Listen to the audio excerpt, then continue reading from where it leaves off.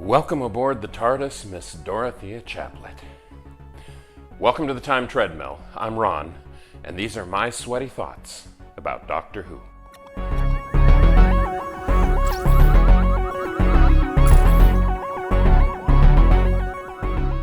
The climax of the massacre has one of the most bleak, violent, horrifying endings of any Doctor Who story in history, primarily because it is about, as the title says, a massacre. But before I get there, let me back up just one step.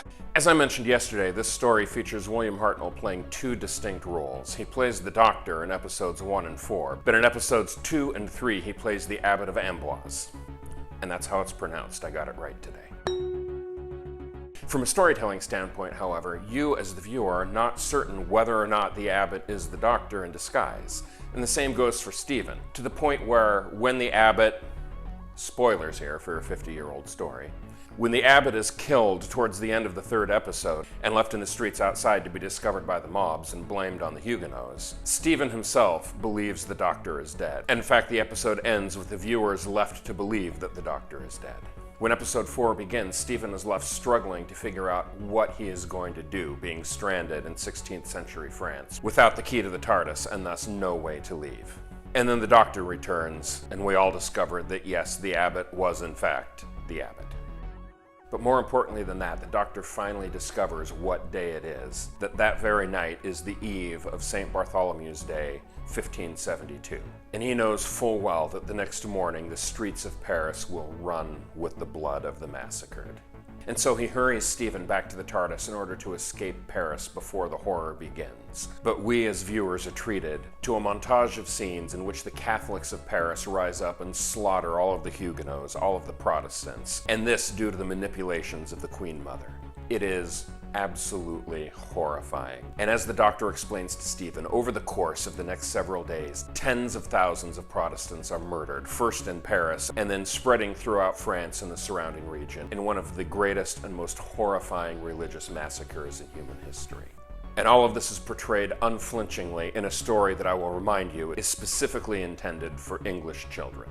This is the important kind of story that Doctor Who used to do throughout the first half of the 60s. And it's also pretty much the last of its kind.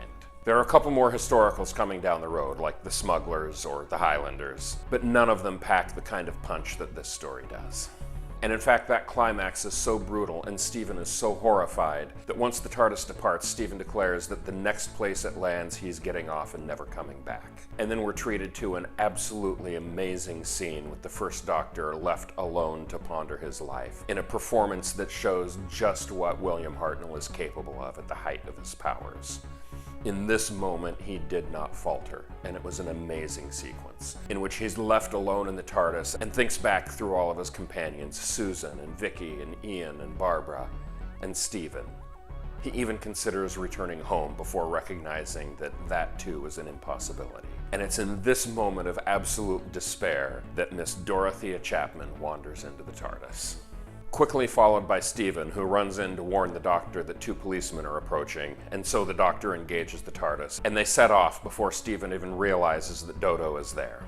This is just a great sequence and one of my favorites in Doctor Who history, in which the viewer is first led to believe that we're losing a companion, and then suddenly, out of the blue, instead of losing an old one, we gain a new one. And as a side note, the interesting thing about the addition of Dodo Chaplet is that the massacre spends much of its story building up a secondary character named Anne Chaplet, a young servant girl who befriends Stephen throughout the course of the story. And she was actually intended to become the new traveling companion for the Doctor. But then going into the 4th episodes, the writers remembered how much they struggled with Katerina and having a companion that would need to have everything explained to them. And so at the last moment, a switch was made. Anne Chaplet was sent off to safety to avoid the massacre. And instead, out of the blue, her descendant, Dodo Chaplet, wanders into the TARDIS. So there we are. Tomorrow we get the first real story with Dodo, and a story that begins a theme that's picked up on multiple times throughout the next several decades of Doctor Who. But for that, you'll have to check in with me tomorrow. I'll see you then.